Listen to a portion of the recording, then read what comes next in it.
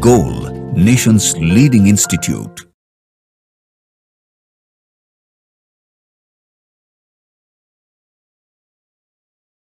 Hello students, today we are going to discuss the inorganic question of the examination AITS Major Test 06 for the NEET 2024 which was held on 31st March 2024. We will discuss the inorganic question of this examination. Question number first जो inorganic का है, question number second है.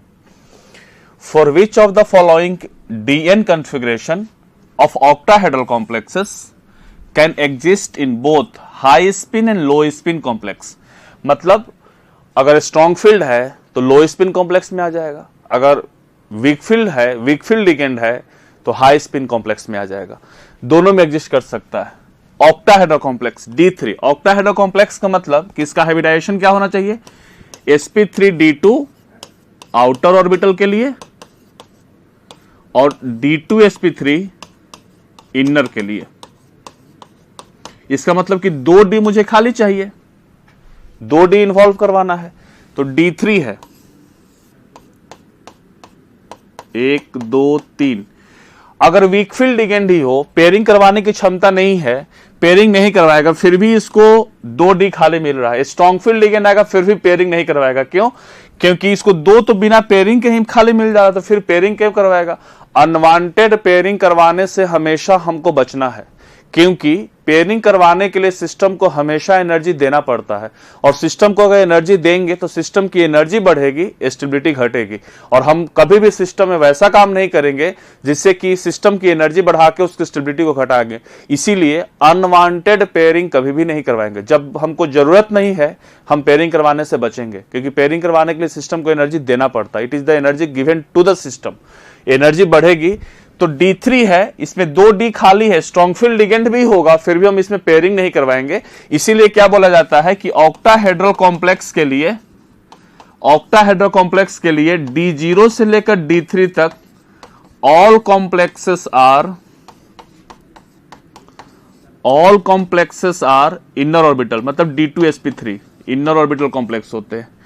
उसी तरह से D8 से लेकर D10 तक all complexes are outer orbital complexes sp3d2 irrespective of nature of the ligand. चाहे नेचर ऑफ लिगेंड कुछ भी हो, सारे कॉम्प्लेक्स D2sp3 sp3d2 होंगे. लेकिन D4 से लेकर D7 तक स्ट्रॉन्ग फील्ड में D2sp3 आएंगे और वीक फील्ड में sp3d2 आएंगे. और D7 में एक स्पेशल केस होता है, एक्साइटेशन. स्ट्रॉन्ग फील्ड में एक इलेक्ट्रॉन एक्साइट करता है, 3d से 4d में चला जाता है, तो इसमें D7 में एक स्पेशल केस अराइज होता है जिसमें एक्साइटेशन ऑफ इलेक्ट्रॉन बोलते हैं, the presence of strong field ligand. तो इस बात को याद रखना है. तो D3 में सिर्फ क्या होगा? क्या दोनों होगा? हाई स्पिन लो स्पिन दोनों संभव है क्या? ना, सिर्फ क्या होगा? D3 में सारे complexes D2sp3 only high spin complex होगा, इसमें कोई पेयरिंग नहीं होगा, तो सारे के सारे हाई स्पिन कॉम्प्लेक्स होंगे. लो स्पिन का पॉसिबिलिटी ही नहीं है, कोई पेयरिंग नहीं होगा. जब पेयरिंग नहीं होगा तो अनपेयर्ड इलेक्ट्रॉन घटेंगे नहीं, जब अनपेयर्ड इलेक्ट्रॉन नहीं घटेगा तो उसको हम लोग लो स्पिन नहीं बोलते हैं. एक और कॉन्सेप्ट दिमाग में बैठाइए, बच्चा इसमें भी कंफ्यूज रहता है, high spin low spin sir कैसे बात करेंगे? अगर आपका ग्राउंड स्टेट इलेक्ट्रॉनिक कॉन्फ़िगरेशन में जितना अनपेयर्ड इलेक्ट्रॉन है, कॉम्प्लेक्स बनने के बाद उतना ही अनपेयर्ड इलेक्ट्रॉन अगर रह जाए तो उसको हम लोग बोलेंगे हाई स्पिन कॉम्प्लेक्स. और अगर कॉम्प्लेक्स बनने के बाद नंबर ऑफ अनपेयर्ड इलेक्ट्रॉन घट जाए तब उसको बोलेंगे हम लोग लो स्पिन कॉम्प्लेक्स. इसमें एकदम क्रिस्टल क्लियर दिमाग में बैठा के रखिएगा. ग्राउंड स्टेट इलेक्ट्रॉनिक कॉन्फ़िगरेशन में जितना अनपेयर्ड इलेक्ट्रॉन D के पास है, कॉम्प्लेक्स फॉर्मेशन के बाद अगर उतना ही number of unpaired electron remains the same, तब हम लोग बोलेंगे कि हाई स्पिन कॉम्प्लेक्स है. अगर नंबर ऑफ अनपेयर्ड इलेक्ट्रॉन घट जाए कॉम्प्लेक्स बनने के बाद तो बोलेंगे लो स्पिन कॉम्प्लेक्स. अगर D3 है तो कॉम्प्लेक्स बनने के पहले भी 3 अनपेयर्ड इलेक्ट्रॉन, कॉम्प्लेक्स बनने के बाद भी 3 अनपेयर्ड इलेक्ट्रॉन, इसलिए इसमें किसी तरह का अनपेयर्ड इलेक्ट्रॉन में चेंज नहीं आ रहा है, इसको बोलेंगे high spin complex. They are always high spin, not low spin complex. ये हाई स्पिन होगा. D5 देखो, तो D5 मेरा इस केस में है, D5 इस वाले रेंज में है. D4 टू D7 में स्ट्रॉन्ग फील्ड में D2sp3 जो कि इनर ऑर्बिटल कॉम्प्लेक्स होगा, sp3d2 आउटर ऑर्बिटल कॉम्प्लेक्स होगा, तो इसमें एग्जिस्ट करेगा. Both high spin low spin दोनों एग्जिस्ट कर सकते हैं. स्ट्रॉन्ग फील्ड में लो स्पिन और वीक फील्ड में हाई स्पिन। D6 ये भी देखो D4 टू D7 इसी रेंज में लाइक है तो ये भी एग्जिस्ट करेगा लो स्पिन हाई स्पिन में। D8 फिर से आ जाते हैं, D8 देखो इस रेंज में है। All complexes are sp3 D2, that all complexes are only outer orbital complex, inner orbital complex of possibility ही नहीं है, इसलिए भी एग्जिस्ट नहीं करेगा। तो हाई स्पिन लो स्पिन दोनों एग्जिस्ट करने वाले कौन से होते हैं? D4 से D7 तक होंगे, D4 से D7 तक इन ऑक्टाहेड्रल कॉम्प्लेक्स। तो इसलिए आंसर इसका बी भी जाएगा और सी भी जाएगा। ए बी सी ना गलत है, ए तो नहीं होगा, बी सी डी ए भी गलत है, बी और सी बिल्कुल सही है, नन ऑफ ए भी नहीं है। इसलिए क्वेश्चन नंबर सेकंड का सही आंसर होगा answer number third. Option number third is the correct option for question number second. Next चलते हैं अगले क्वेश्चन पे।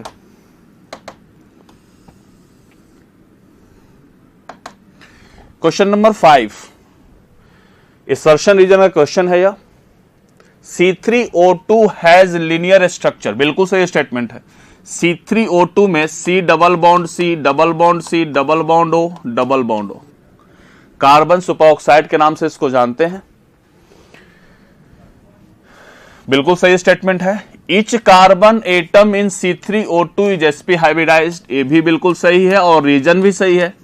जब sp हाइब्रिडाइजेशन होगा तो लीनियर ज्योमेट्री लीनियर शेप होता है।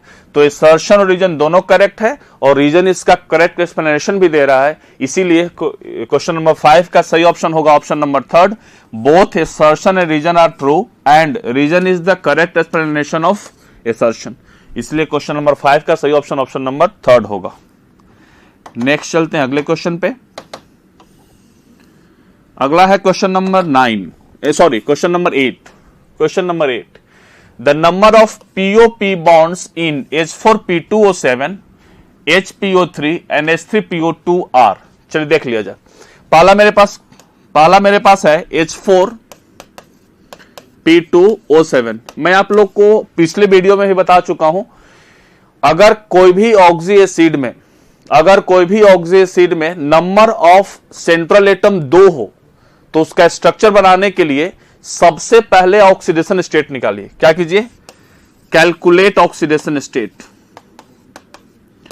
और अगर ऑक्सीडेशन स्टेट मैक्सिमम से कम आ रहा हो तो इसमें पीपी लिंकेज होगा। अगर ऑक्सीडेशन स्टेट मैक्सिमम के बराबर आ रहा हो तो इसमें पीओपी लिंकेज होगा। और अगर ऑक्सीडेशन स्टेट मैक्सिमम से ज्यादा आ रहा हो तो इसमें पीओपी लिंकेज परऑक्सी लिंकेज होगा, पीओओपी लिंकेज होगा, परऑक्सी लिंकेज होगा। इस पूरे का एक एक्सेप्शन है, कौन सा? H4P2O5, H4P2O5। ये रीजन नहीं है, बिल्कुल इसका एक्सप्लेनेशन है। एक्सप्लेनेशन ये है कि पीपी बॉन्ड और पीएच बॉन्ड साथ में नहीं आता है, या तो पीपी बॉन्ड आएगा या पीएच बॉन्ड आएगा, दोनों साथ में नहीं आ सकता है। ये इसमें पीपी और पीएच दोनों बॉन्ड आ जाते हैं, इसलिए इसका एक्सेप्शन में चला जाता है। मैं पहले वीडियो में भी बता चुका हूं आप लोगों को। चलिए पहले निकालते हैं हम लोग इसका ऑक्सीडेशन स्टेट निकाल लेते हैं। 4 7 14 में 4 गया 10 +5 और +5 में मैक्सिमम है। फास्फोरस का क्या है? मैक्सिमम। जब मैक्सिमम रहेगा तो कौन सा लिंकेज होगा? पीओपी लिंकेज होगा। इसका मतलब इसमें एक पीओपी लिंकेज होगा। इसका स्ट्रक्चर बनाएंगे तो P O P double bond O OH double bond O OH double bond O double bond O. This is the structure of H4P2O7। How many P O P bond? P O P bond is 1। तो इसमें कितना है POP bond? 1 है।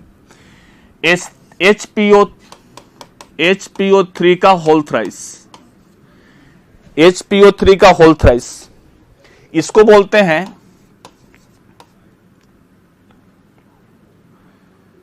साइक्लोट्राइमेटाफॉस्फोरिक acid, ट्राइमेटाफॉस्फोरिक acid. मतलब ये पॉलीमेटाफॉस्फोरिक acid का cyclic form है। पॉलीमेटाफॉस्फोरिक acid का साइक्लिक फॉर्म है। पॉलीमेटाइक एसिड कैसे बनता है? पॉलीमेटाइक एसिड बनने के लिए, पॉलीमेटाफॉस्फोरिक एसिड बनने के लिए फॉस्फोरिक एसिड ले लें H3PO4, N मॉलिक्यूल लेकर अगर N-1 निकालेंगे तो पॉलीमेटा फॉस्फोरिक एसिड बनेगा। साइक्लो बनाना है जितना जितना मॉलिक्यूल फास्फोरिक एसिड लेते हैं अगर उतना ही मॉलिक्यूल वाटर निकाल दें तो साइक्लाइज कर जाता है, और अगर उससे एक कम वाटर निकालेंगे तो साइक्लिक नहीं बनेगा, ओपन चेन रहेगा, लेकिन वो बन जाएगा पॉलीमेटाफॉस्फोरिक एसिड। पॉलीमेटाफॉस्फोरिक एसिड 3 लेंगे तो ट्राइमेटाफॉस्फोरिक एसिड, यहां पर 3 ही है, लेकिन 3 वाटर लेकर, जैसे देखो सिंपल सी बात है, 3 H3PO4 ले लो और 3 ही वाटर निकाल दो, आपको यही स्ट्रक्चर बन के आएगा। इसका फॉर्मूला लिखेंगे तो H3P3O9, इसको करके देखें आप, वही निकलेगा। 3 3 9, 6 निकल गया, कितना बचा 3 P3, और 4 3 12, 12 में से 3 निकल गया 9। इसी को हम लोग सिंपलेस्ट रेशियो में लिखते हैं HPO3 का whole thrice. This is the metaphosphoric acid. HPO3 क्या है, मेटा, और पॉलीमेटा है। पॉलीमेटा मतलब 2 से ज्यादा है, इसलिए पॉलीमेटाइक एसिड बोल देते हैं। HPO3 is the metaphosphoric acid. HPO3 is the metaphosphoric acid. एक मॉलिक्यूल फॉस्फोरिक एसिड में से अगर वाटर निकाल दे, फॉस्फोरिक एसिड में से अगर वाटर निकाल दे, उसके बाद जो कंपाउंड बनता है उसको बोलते हैं मेटाफॉस्फोरिक एसिड। सारे ऑक्सी एसिड के लिए वैलिड है। किसी भी पैरेंटिक ऑक्सी एसिड में से अगर एक मॉलिक्यूल वाटर निकाल दे, उसके बाद जो कंपाउंड बनेगा उसको बोलेंगे मेटाइक एसिड। लेकिन मेटाइक एसिड बनने के लिए कंडीशन क्या है कि जिस पैरेंटिक ऑक्सी एसिड में से वाटर निकाल रहे हैं उसमें कम से कम 3 हाइड्रोजन होना चाहिए, क्योंकि 2 तो वाटर को निकालने के लिए चाहिए, H2O, तो 2 तो वाटर को निकालने के लिए चाहिए, और एक जो मेटाइक एसिड बनने जा रहा है ना उसमें एक हाइड्रोजन बचना भी चाहिए, क्योंकि बिना हाइड्रोजन का ऑक्सी एसिड बन ही नहीं सकता है। और मेटाइक acid itself is a oxy acid, तो बनने के लिए एक तो चाहिए ना, एक हाइड्रोजन चाहिए उसमें, क्योंकि बिना हाइड्रोजन और ऑक्सीजन का ऑक्सी एसिड बन ही नहीं सकता। ऑक्सी एसिड बनने के लिए एक मिनिमम कंडीशन है कि उस कंपाउंड के पास ऑक्सीजन और हाइड्रोजन होना जरूरी है। तो अगर 2 ही हाइड्रोजन है, H2 दोनों लेके चला गया, तो फिर हाइड्रोजन तो 0 बच गया, ऑक्सी एसिड कभी नहीं बन सकता है। इसलिए मेटा पैरेंटिक एसिड को मेटाइक एसिड बनाने के लिए एक minimum condition required is it should have at least number of hydrogen 3। और जो मेटाइक एसिड बना सकता है उसको ऑर्थो के उपाधि से नवाजा जाता है, उसको ऑर्थो बोलते हैं। फॉस्फोरिक एसिड वो बना सकता है, मेटा फॉस्फोरिक एसिड H3PO4 है, ये बना सकता है। इसमें से एक H2O निकाल दो, क्योंकि 3 हाइड्रोजन है, बन जाएगा HPO3, इसी को बोलते हैं मेटाफॉस्फोरिक एसिड, ये बन सकता है। अगर मैं बोलूं कि H2SO4 ये बना सकता है क्या, इसमें से वाटर निकाल दो, ये नहीं बना सकता है, क्योंकि इसमें वाटर, अगर H2 निकालेंगे तो H इसके पास बचेगा ही नहीं। इस मेटाइक acid also a oxy acid, तो फिर ऑक्सी एसिड का तो बचेगा नहीं, काम खत्म हो गया इसका। एक जो कंपाउंड बनेगा this will be SO3, oxide बन जाएगा, ये ऑक्साइड है, ऑक्सी एसिड नहीं है, इसीलिए इसका नाम है सल्फ्यूरिक एसिड। इसको हम लोग ऑर्थो सल्फ्यूरिक एसिड नहीं बोल सकते हैं, क्यों, क्योंकि इसके पास एक काबिलियत नहीं है कि वो मेटा बना सके। और जो मेटा नहीं बना सकता है, मेटा एक अच्छे कर्म के उपलक्ष्य में उसका उपाधि से नवाजा गया है। कौन सा कर्म है उसका, कि ऑक्सी एसिड, पैरेंटिक ऑक्सी एसिड, तुम एक अच्छा काम किए हो। क्या काम किए हो, कि तुम मेटा बनाए हो। इसी के उपलक्ष्य में इसको एक उपाधि दिया जाता है कि तुम ऑर्थो कहलाओ, तो इसको ऑर्थो फॉस्फोरिक एसिड बोलेंगे। फॉस्फोरिक एसिड भी बोल सकते हैं, ऑर्थो फॉस्फोरिक एसिड, दोनों नाम सही है इसका। इसको सल्फ्यूरिक एसिड, अगर इसको ऑर्थो सल्फ्यूरिक बोलेंगे तो गलत हो जाएगा, क्यों, क्योंकि इसके पास काबिलियत नहीं है कि ये मेटा बना सके। ये थोड़ा सा ऑर्थो और पैरेंटिक, सिर्फ sulphuric acid, ortho sulphuric acid ना, गलत है। Phosphoric acid, ortho phosphoric acid, दोनों सही है। तो ये this is the meta poly meta, metaphosphoric acid, polymetaphosphoric acid, ठीक है, लेकिन साइक्लिक फॉर्म में, ये साइक्लाइज कर जाता है, ये साइक्लिक फॉर्म होता है। थोड़ा सा इसको देखा जाए कैसे साइक्लिक फॉर्म होता है। इसको हम लोग कर चुके हैं कि इसमें 1 है, थोड़ा देखा जाए कैसे साइक्लिक फॉर्म होता है इसका। H3PO4 में 3 मॉलिक्यूल लेके 3 वाटर निकालना है, आपको कंपाउंड बनेगा H3P3O9। 3 है P double bond O, OH, OH, OH, P double bond O, OH, OH, OH, P double bond O, OH, OH। एक वहां से वाटर निकाल दीजिए, एक यहां से वाटर निकालिए, और एक और वाटर निकालिए, ये वाला, देख लीजिए। जब ए वाटर, तीसरा वाटर निकालने के लिए जाएंगे ना, तो रिंग ये साइक्लाइज कर जाएगा, ये जुड़ जाएगा, अपन रिंग बना लेगा। ये 3 वाटर निकाल दिया, साइक्लाइज कर दिया। अगर 2 निकालते तो ओपन चेन रहता, इसी को बोलते पॉलीमेटाफॉस्फोरिक एसिड। तो इसमें कितना पीओपी लिंकेज होगा, कितना पीओपी लिंकेज, एक पीओपी लिंकेज, एक पीओपी लिंकेज, दो पीओपी लिंकेज, तीन। तो इसमें पीओपी, इसमें एक, इसमें तीन हो जाएगा। H3PO2 है, इसको तो देखने की जरूरत ही नहीं है, इसको तो देखने की जरूरत ही नहीं है। ये तो H3PO2 है, ऑलरेडी इसके पास एक ही फास्फोरस है, तो पीओपी संभव ही नहीं है। एक फास्फोरस में कौन सा पीओपी आएगा, तो जीरो, इसके पास zero. This are the H3PO4 में से एक ऑक्सीजन निकालिए, H3PO3 बनेगा, इसमें से एक ऑक्सीजन निकालिए, H3PO2 बनेगा। इसको बोलते हैं फास्फोरस एसिड, इसको बोलते हैं फास्फोरस एसिड, इसको बोलते हैं hypophosphorous acid, hypophosphorous acid, hypophosphorous acid, hypophosphorous acid. ठीक है, इसका स्ट्रक्चर बनाएंगे, पी डबल बॉन्ड हो, OH H H। कोई पीओपी नहीं है इसमें, कोई पीओपी नहीं है। और देखने से पता चला है पीओपी के लिए दो पी चाहिए ना, मेरे पास एक ही पी है, कहां से पीओपी बन सकता है, जीरो हो जाएगा। 130 सेकंड ऑप्शन। तो इसलिए क्वेश्चन नंबर 8 का सही ऑप्शन होगा ऑप्शन नंबर सेकंड। नेक्स्ट चलते हैं अगले क्वेश्चन पे। Question number 11, the electronic configuration of Li2 molecule is के स्टैंड करता है, के आपको देखने को मिले तो के का मतलब होता है sigma 1s and sigma 1s2 and sigma star 1s2, इसका मतलब होता है के, इसे याद रखिएगा। एंड सिग्मा s2, इसके बाद सिग्मा s2 आ जाता है, sigma 2s2, sigma 1s2, sigma star 1s2, sigma 2s2, sigma star 2s2 होता है। लिथियम Li2 के पास यही electronic configuration according to MOT होता है। According to the configuration it states that bond order is 1, बिल्कुल सही है, ये तो बॉन्ड ऑर्डर खत्म हो गया, ये तो इसको बॉन्डिंग एंटी बॉन्डिंग दोनों सेम है, जीरो कर देगा। Number of bonding electron 2, anti bonding 0/2, bond order 1 आ जाएगा। डायमैग्नेटिक बिल्कुल सही है, सिग्मा 2s2 होगा, दोनों पेयर्ड होगा, बिल्कुल डायमैग्नेटिक है। And exist in vapour phase, Li2 exist in vapour phase, ये इसका प्रॉपर्टी ऑफ Li2 है। लिथियम का एक प्रॉपर्टी होता है कि Li2 exist in the vapour phase, ये भी सही स्टेटमेंट है। इसलिए इसका तीनों A, B और C तीनों स्टेटमेंट सही है। चूज द करेक्ट ऑप्शन, तो करेक्ट ऑप्शन A1 लेना गलत है, B1 ये भी गलत है, BC ये भी गलत है, A, B और C तीनों सही होगा। तो क्वेश्चन नंबर 11 का सही ऑप्शन होगा ऑप्शन नंबर 4। नेक्स्ट चलते हैं अगले क्वेश्चन पे।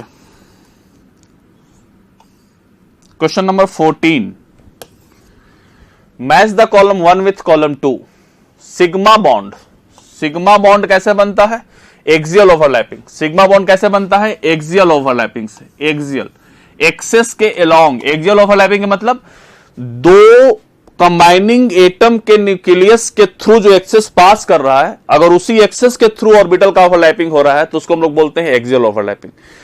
एक्सियल ओवरलैपिंग का मतलब दो कंबाइनिंग एटम के न्यूक्लियस से एक एक्सेस को पास कर, जो दोनों के न्यूक्लियस को जोड़े, और उसी एक्सेस के थ्रू अगर ओवरलैपिंग हो रहा है तो उसको बोलते हैं axial overlapping. And they always give the sigma bond, they always give the sigma bond. Axial overlapping से हमेशा क्या बनता है, सिग्मा बॉन्ड। ए का फोर्थ हो जाएगा।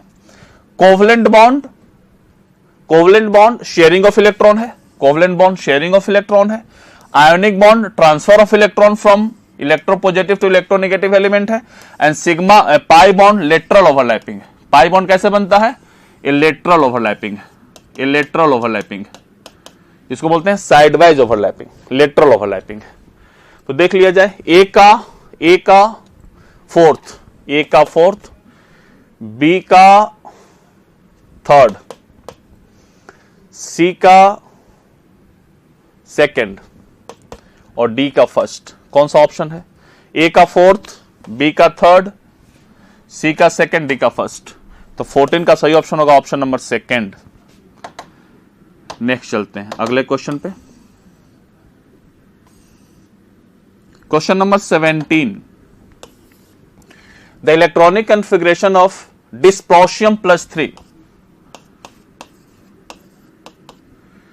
डिस्प्रोशियम +3, डिस्प्रोशियम का एटॉमिक नंबर 66 होता है, इसका पीरियड नंबर 6 होता है। ज़ेनॉन 54, 6A से शुरू करना है, 6P पे खत्म होगा, 5D 4F, 6S2 4f 56 और 10 66 ये होता है। 3 इलेक्ट्रॉन निकालना है तो 4s 0 हो जाएगा और 3d 9 हो जाएगा। क्या पूछ रहा है? 4f9 4f9 4f7 नहीं 4f9 ये सही है, 0 नहीं होगा। इन तो 4f में कितना इलेक्ट्रॉन होगा? डिस्प्रोसियम +3 का 4f में कितना इलेक्ट्रॉन होगा? 9 होता है, ठीक है 9 होता है। अगर डिस्प्रोसियम +3 नहीं होता तो 4f 10 हो जाता।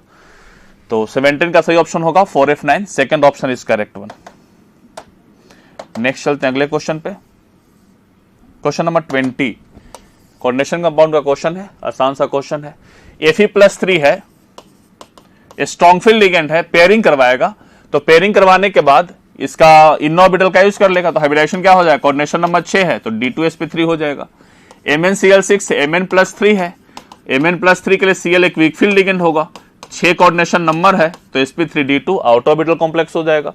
NiCO4 इसको हम लोग बार बार डिस्कस कर चुके हैं, है तो स्ट्रॉन्ग फील्ड लिगेंड लेकिन Na के ऊपर चार्ज 0 है, Na के ऊपर चार्ज 0 है तो 4 इसका 4s0 3d10 बन जाता है और d10 क्योंकि CO एक स्ट्रॉन्ग फील्ड लिगेंड है और स्ट्रॉन्ग फील्ड लिगेंड होने की वजह से CO अपना, इसको बताया हूं पहले भी, देखिए निकल 0 electronic conformation 4s0 3d8 sorry 4s2 3d8 और 4s2 है 3d8 है।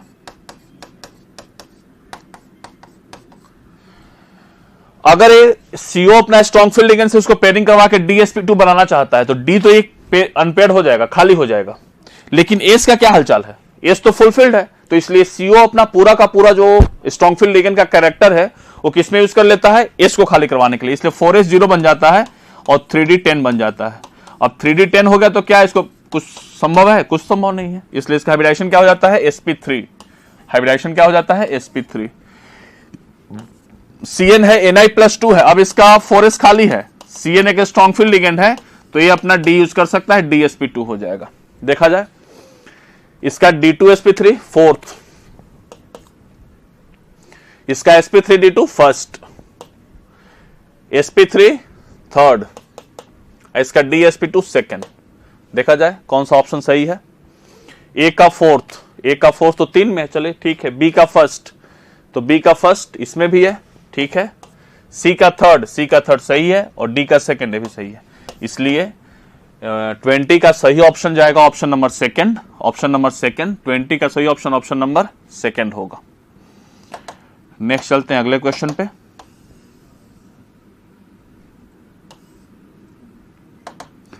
Question number 23। The size of isoelectronic species F minus neon Na plus is affected by, ये तीनों के तीनों आइसोइलेक्ट्रॉनिक है, और आइसोइलेक्ट्रॉनिक में size is affected by nuclear charge,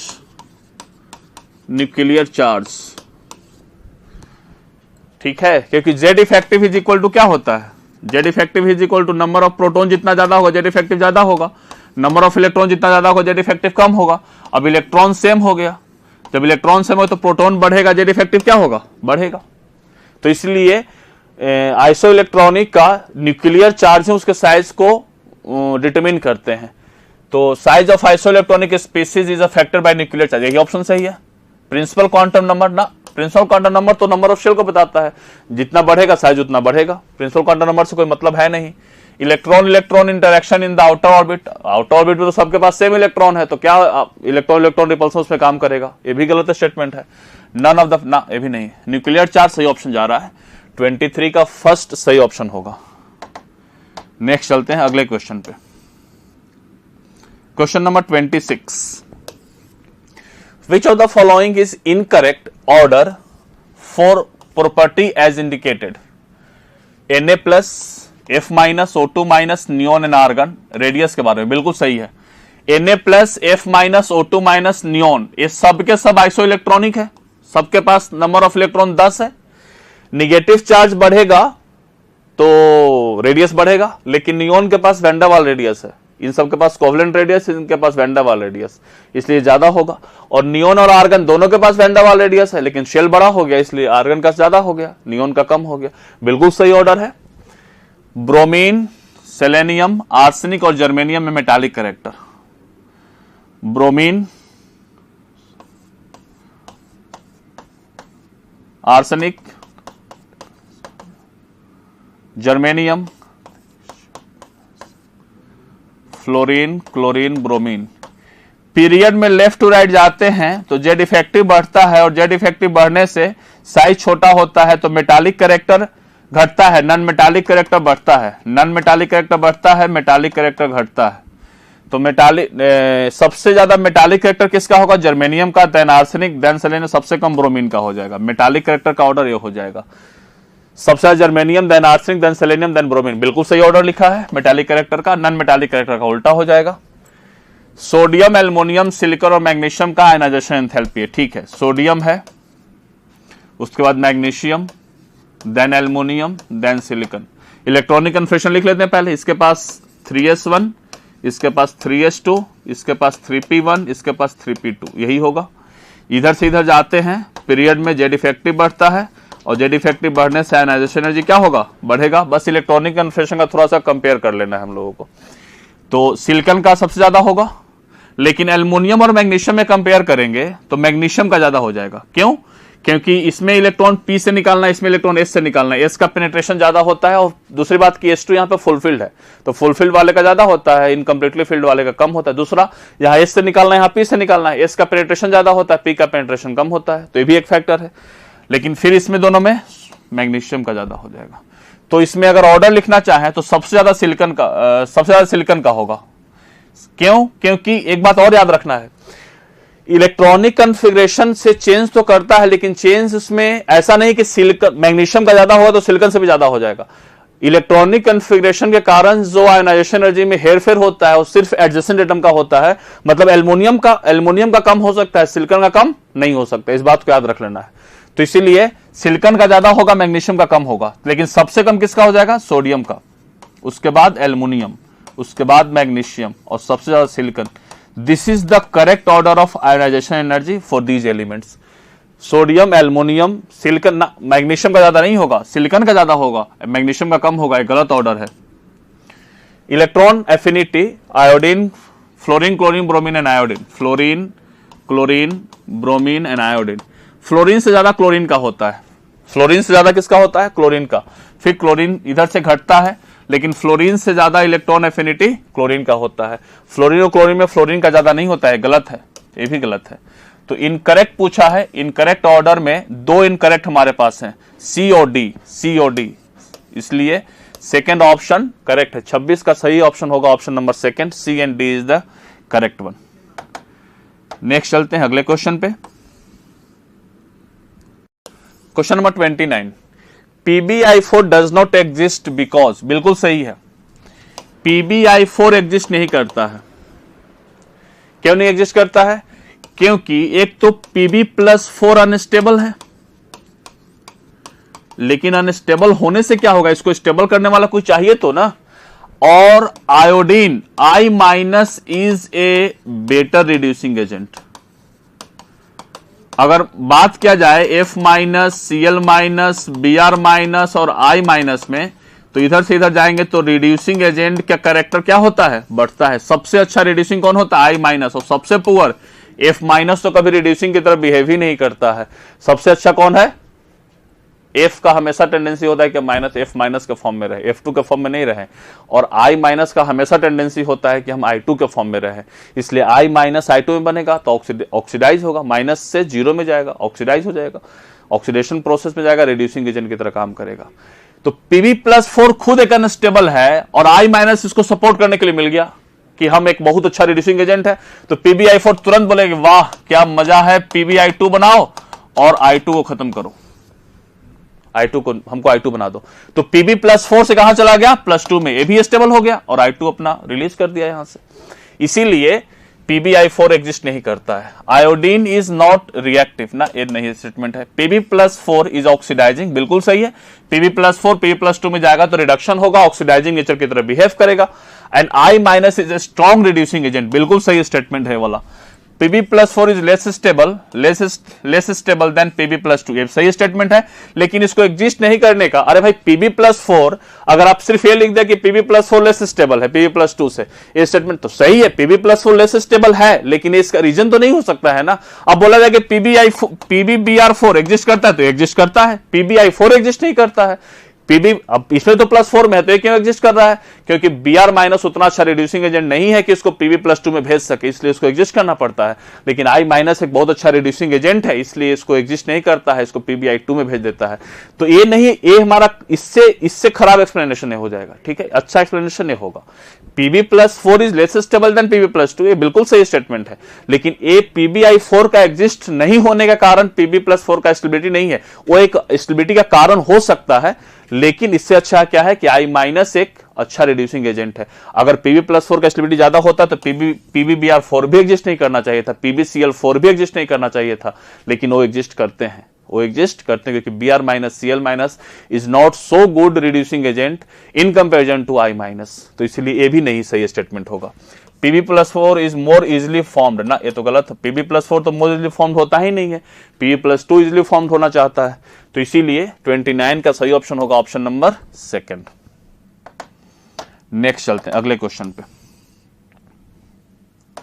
question number 32, in which process does nitrogen undergoes oxidation? N2 0 में 0 से -3 reduction जा रहा है,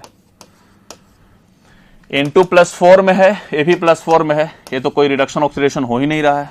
+5 में, यहां भी +5 में, ये भी नहीं हो रहा है। यहां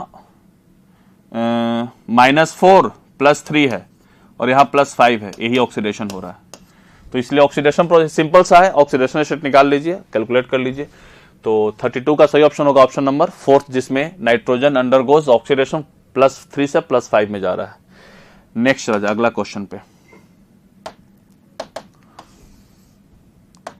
question number 35, identify the correct sequence of increasing number of pi bonds in the following molecule.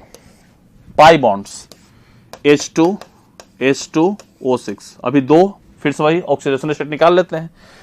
12 में से 2 गया 10, 12 में से 2 गया 10, सॉरी 12 में से 2 गया 10 +5, और +5 मतलब ऑक्सीडेशन स्टेट मैक्सिमम से कम है। इसमें कौन सा लिंकेज होगा? SS linkage, SS double bond O, OH double bond O, OH double bond O, double bond O। Check कर लो, ठीक है। 4, इसमें कितना है? 4 pi bond, 1 2 3 4। H2SO3 sulphurous acid है, S OH OH double bond O, H2SO3 sulphurous acid है, number of pi bond 1। H2S2O5 H2S2O5, तो 5 दूनी 10 में से 2 गया 8 +4, और +4 मतलब सल्फ्यूरस एसिड का, +4 के मतलब ऑक्सीडेशन स्टेट मैक्सिमम से तो कम है, लेकिन ए सल्फ्यूरस एसिड का पार्ट है। किसका पार्ट है? सल्फ्यूरस एसिड का। स्ट्रक्चर बनाते हैं, S double bond O, OH double bond O, OH double bond O, और एक लोन पेयर। चेक कर लीजिए, this is the structure of H2S2O5। तो इसके पास कितना होगा? 3, 1 2 3। तो क्या पूछ रहा है? Increasing number of, increasing number में लिखना है, सीक्वेंस ऑफ इंक्रीजिंग नंबर। तो सबसे कम किसके पास है? B के पास। उसके बाद किसके पास है? C के पास। उसके बाद किसके पास है? A के पास। सबसे ज्यादा A के पास। इंक्रीजिंग यही होगा, BCA। Second option is correct. 35 का सही ऑप्शन होगा option number 2। Number of pi bond, इसके पास 4, इसके पास 1, इसके पास 3। अगले क्वेश्चन पे चलते हैं हम लोग। 38, question number 38, which one of the following sets correctly represent the increase in magnetic property? Increase in magnetic property, copper +2 D9 है, number of unpaired electron, number of unpaired electron 1, vanadium +2 है, scandium, titanium, vanadium D3, number of unpaired electron 3, chromium +2 है, D4 होगा, number of unpaired electron 4, और manganese +2 है, D5 होगा, number of unpaired electron 5। तो increasing तो यही होगा, कॉपर +2, यही सही होगा, पहला ही ऑप्शन सही है, कॉपर +2, वेनेडियम, क्रोमियम, मैग्नीज, यही सही है। कॉपर क्रोमियम ना, ये गलत हो गया, ये भी गलत है। कॉपर वेनेडियम तो सही है, क्रोमियम मैग्नीज ऑर्डर गलत लिख दिया है, ये वेनेडियम गलत होगा, कॉपर का सबसे कम हो जाएगा, ये भी गलत है। तो 38 का सही ऑप्शन होगा, नंबर ऑफ अनपेयर्ड इलेक्ट्रॉन ज्यादा होगा, मैग्नेटिक स्पिन, मैग्नेटिक मोमेंट की वैल्यू ज्यादा होगी, मैग्नेटिक प्रॉपर्टी ज्यादा हो जाएगी उसकी। तो ये ऑर्डर होगा, कॉपर का पास 1, वेनेडियम के पास 3, क्रोमियम के पास 4 और मैग्नीज के पास 5 है, इसलिए 38 का सही ऑप्शन होगा ऑप्शन नंबर फर्स्ट। नेक्स्ट चलते हैं अगले क्वेश्चन पे। क्वेश्चन नंबर 41, ये सर्शन रीजन क्वेश्चन है। Europium +2 act as a strong oxidising agent. Europium +2 a lanthanoid series का एलिमेंट है, और लेंथेनवाइड और एक्टिनवाइड पता है हम लोग को कि सबसे ज्यादा स्टेबल ऑक्सीडेशन स्टेट +3 है। तो जो भी रहेगा +3 में तो जाना चाहेगा, यूरोपियम +2 से +3 में जाएगा, ये ऑक्सीडेशन होगा, will act as a reducing agent. Europium +2 act as a strong oxidising agent एक गलत स्टेटमेंट है, europium +2 will act as a reducing agent. Most stable oxidation state of lanthanoid is +3, ये सही स्टेटमेंट है। तो assertion is false, reason is true, assertion is false, reason is true. 41 का सही option होगा ऑप्शन नंबर सेकंड। नेक्स्ट चलते हैं अगले क्वेश्चन पे। 44, the paramagnetic and coloured, paramagnetic unpaired electron हो, कलर्ड भी हो। सीरियम +4 नोबेल गैस कॉन्फ़िगरेशन आ जाता है, number of unpaired electron 0, diamagnetic हो जाएगा यह, तो काम खत्म हो गया, दोनों तो हो नहीं सकता है। गैंडोलियम +3 के पास F7 होता है, बिल्कुल सही स्टेटमेंट है, F7, और इसका होता है ND का 58, 59, 60, तो 60 में जेनॉन,